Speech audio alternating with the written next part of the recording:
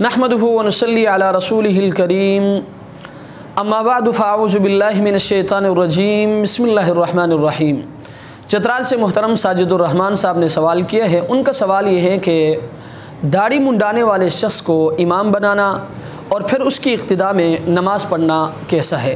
تو یاد رکھیں، داڑھی منڈانا یا ایک مجھ سے کم رکھنا یہ گناہ کبیرہ اور حرام ہے، لہذا ایسے شخص کو امام بنانا مکروہ تحریمی ہے اور پھر اس کے پیچھے نماز پڑھنا مکروہ ہے۔ اور یہ بات بھی اپنے ذہن میں رکھیں کہ ایسے شخص کو مستقل طور پر امام بھی نہ بنایا جائے۔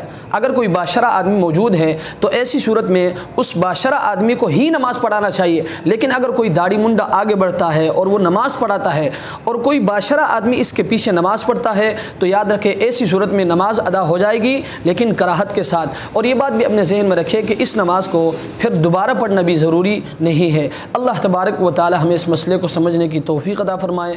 وآخر دعوانا ان الحمد للہ۔